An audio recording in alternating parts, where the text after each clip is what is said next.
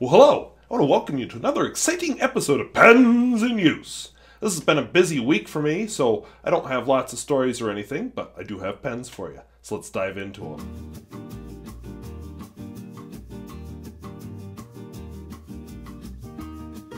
If videos like this interest you, where I talk about fountain pens both new and old and at all price points, I would invite you to subscribe. And if you'd like to discuss any of the pens brought up today, or any of the other very small random topics I bring up, please feel free to leave a comment below. So let's dive into what I have inked. First of all, of course, the Lamy 2000, my daily writer pen. I have a Parker Sonnet, I have a Super Rotax R89, I have a Montegrappa Fortuna, and it's right here with a Stipula, which are both Italian pens. And then I have Wahl-Eversharp, Skyline 50, Parker 21, which is a review I'm hoping to film this weekend. Lost my place. Oh, Montblanc 32, and my Polish Inco. So those are the pens I have inked. I have a couple of special requests buried in this, and I have the Stipula. And that's a little depressing. But we'll take a look at it here. So let's see how they write. I tried to record this last night after conferences. The handwriting suffered a bit because I had parent-teacher conferences till 9 and then didn't get home till later than that. And I was just tired because I'd been up since 5 and I'm not a night person anyway. And yeah, the handwriting was bad. When I watched the footage, it was bad. Everything was bad, just bad. So I'm refilming it even though it's going to be a little bit late by filming it tonight. So my Lamy 2000, my daily writer pen, my beloved pen, the fine point nib, and Lamy black. Just a wonderful, wonderful pen. Oh, okay, I guess I could give you a quick whirl. Doesn't look like much. I know, that's the point. Now, the Parker Sonnet is inked up in response to a viewer question. They asked about permanent/bulletproof reds. This is inked up with one. Oh, and I got a little on the nib somehow. Not on the nib, the collar, the section-y thing. Oh, I just made it worse. Oh well, so I'll have inky fingers. Parker Sonnet.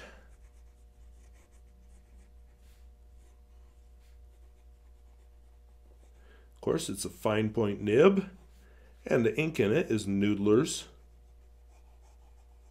Fox, which is a bulletproof red ink.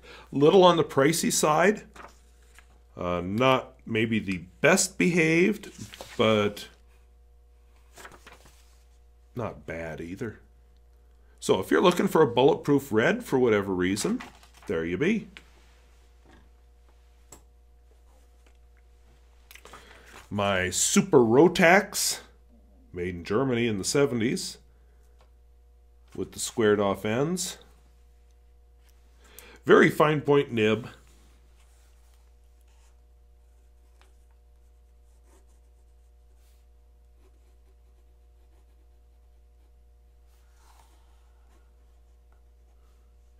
And of course it's a fine point nib. And the ink in it is Atramentis. Mint Turquoise, which is usually an ink I like. I just don't like it in this particular pen. I mean, it behaves just fine. It just, all of its beautiful character seems to be lost in this pen. This is a pen that wants to write just plain colors. Like a daily writer deal. Almost empty, so I don't know if it'll write, but I had a reason for including this pen tonight. So if it doesn't write, don't blame the pen. Like I said, it is empty. I pushed the converter down and yeah. It was my Montegrappa Fortuna. I love this Barcelona Mosaico. I saw that color and like, yeah, I want one. It's been what, 2 years? 1 year? I can't remember. All right, we may be getting away with it. Montegrappa Fortuna. with a broad nib.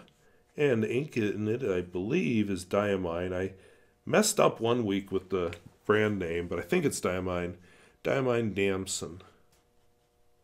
Because the one week I think I wrote Gerbon, but I feel like I was corrected on that. But now I'm questioning. Oh well. But really, I inked this pen up. That's the nib. I wanted to show you this beautiful feed. And you're saying, really not so special there, squirrel. I know. There's a reason I'm showing you this feed. Because I feel like if you've been following my channel, you may have seen this feed recently. Now, what's this? Stipula. Let's see if I can get the name right. Stipula Etruria Prisma 88 with the magma finish. I think it's a very attractive pen. And it's very comfortable to hold. I mean, yes. And look at that titanium nib. T-Flex!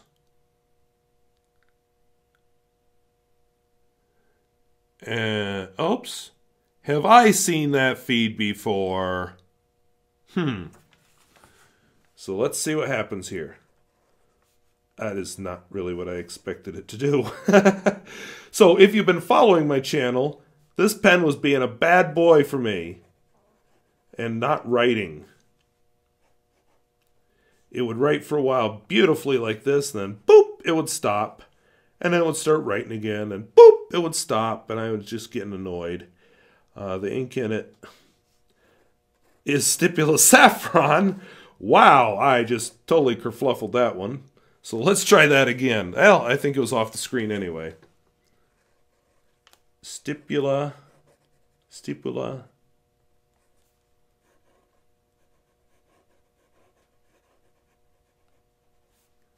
Oh, I did it again. But now I've written long enough, it's starting to show that ink starvation problem, although it filled right up again. Stipula Etruria Prisma 88.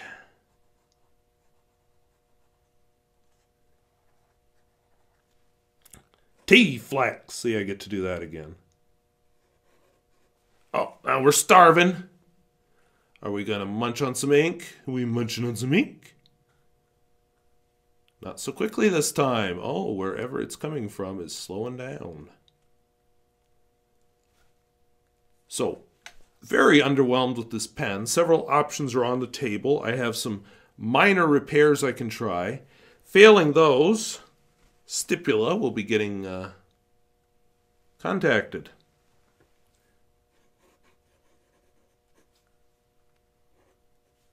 And the ink, admittedly, is one that doesn't play well in all of my pens. So, of course, the first thing I will try is replacing the ink. But when you spend that kind of money on a pen, it should just work. In fact, if you spend any kind of money on a pen or anything else, it should work. When you sell defective product, you're telling the world, I don't care. That's what Stipula is telling me right now. You'll buy it anyway. I'll treat you like garbage. Come to my store, I'll just be rude to you, because where else you going to go in this town? You know, that's the attitude I'm feeling. So, I know there's no attitude to it. I know it's a more complicated explanation, but that's the feeling I get. And especially when it's a first impression of a brand like that. Now Stipula is tainted with that. And I know I've had the comments about, oh yes, they make some wonderful pens, but I don't really want to try them now. And I was very excited about this pen until I got it. So, I did the video as a first impressions. I will be writing with it, trying a few things, and possibly contacting Stipula. We'll see how the story turns out. Wahl-Eversharp Skyline 50. This is a modern one. Oh, whoops! Does that feed look familiar? Does this look like the smaller version of a feed we've been looking at? That wasn't terribly impressive either. It's like Wahl-Eversharp, or I'm sorry, Stipula called up whoever makes this feed and put this crappy feed in there with their nice pen and put a premium price on it. Not impressed.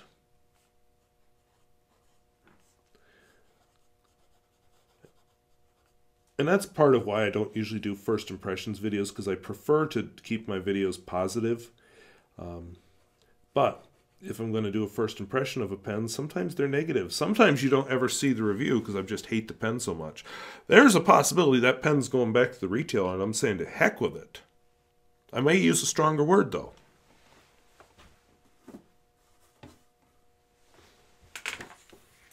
This is a Parker 21, one of the reviews I plan to film this weekend, because I got to package up Pierre Gustafson's pens and send them back. I can't get to the post office except on Saturdays, and I can't get there this Saturday because we're playing another regional game, football. So Parker 21, Parker Quink, blue black.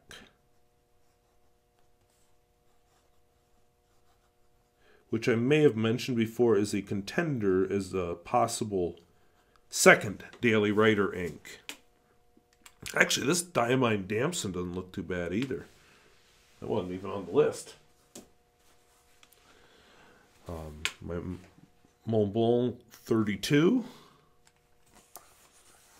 Very nice pen, just nothing special. With what they call, apparently, and I looked this up after it was suggested to me in the comments, they call it intarsia nib. It's embedded like a fingernail, not like a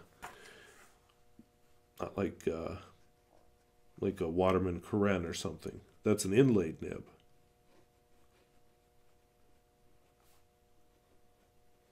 This nib is, I think, a fine or an extra fine. I suddenly drawn a blank because I don't remember. Extra fine.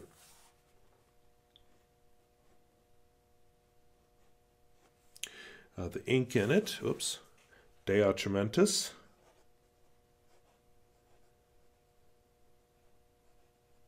Aubergine, which is, I like eggplants, and I can't spell.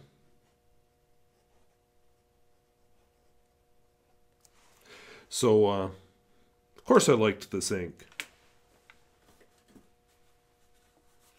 Also a contender for a possible second Daily Writer, but it seemed possibly not quite businesslike enough. In fact, all three of these, the Epinard, the blue-black, and the Aubergine were all contenders. So was this one, but clearly, oh, sorry. So was this one, but clearly not a contender. And finally, my Polish pen, that was my big surprise last week, my Polish Inco from probably the 1950s. With the mysterious US-made nib, which was apparently a thing with this pen.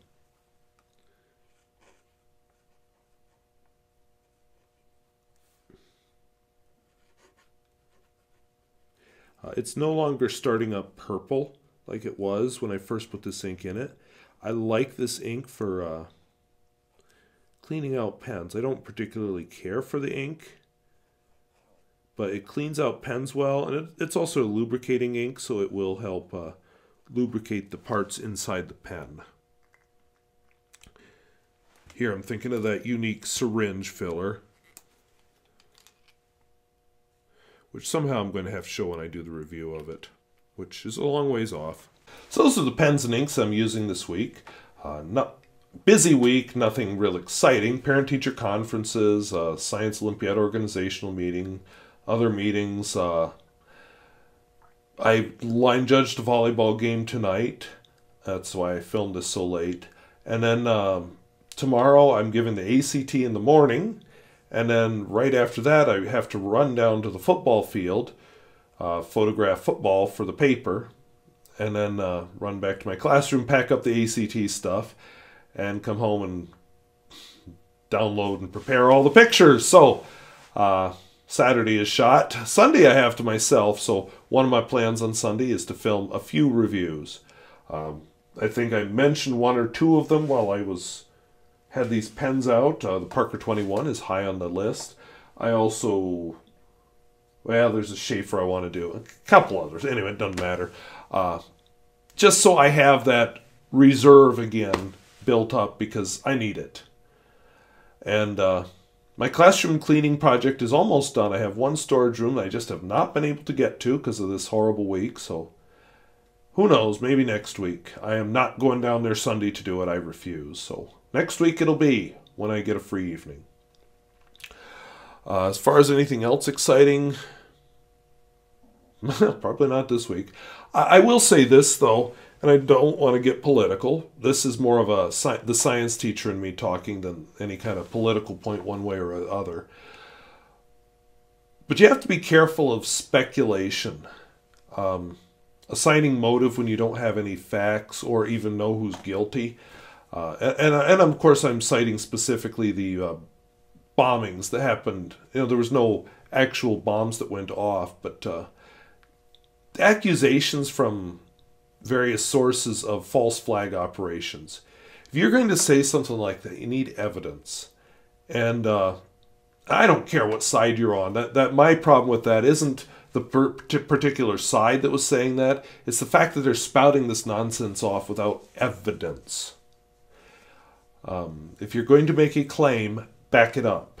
Otherwise, the correct thing to say, which is what I was saying until this arrest was made, I think the evidence probably is pretty good, or they wouldn't have arrested him, the guy. But my thing that I was saying is, well, we don't know who sent these bombs. And yet, figures in the media who people look up to are screaming false flag. And even after this, we have people saying, well, the stickers on it aren't properly faded for being in Florida. You know, do you have evidence? That's my big thing. So, yeah, that's just been on my mind lately. So I'm sorry for those of you who don't like politics, but like I said, I think that was more of an evidence science-y point than it is a political point. Because I'll tell you what, if the other side tries that, I'd say the same thing. So, these are the pens I have in use. I have a few of them almost empty. Montegrappa is empty. It just, by its own grace, it gave me enough to write another line or two. The Super Rotax will take forever to be empty, so who knows, I may get bored with it, because I'm not too thrilled with that ink in that pen. It just doesn't look good. This will be emptied out and cleaned, possibly tonight, after I edit the video. This is almost empty. I don't know where the Parker 21 is at. I didn't look. Montblanc takes forever to empty out, so you'll be seeing that one forever. And I like that ink and pen, so you'll be seeing them forever. But hopefully I'll have something else interesting. I'm sorry for the blurb there. I thought I heard a really loud bang upstairs, and so I'll replay, see if I hear it on the video, but I can't see where anything banged upstairs. But who knows? Maybe it was outdoors, and hey, my car is a pile of scrap now. But anyway, hope that was interesting, hope it was useful. And if videos like this interest you, where I talk about fountain pens both new and old and at all price points, I would invite you to subscribe. And if you'd like to discuss any of the pens you saw here, or using evidence rather than just jumping to conclusions, please feel free to leave a comment down below. And as always, I thank you for watching. We'll see you later. Bye-bye.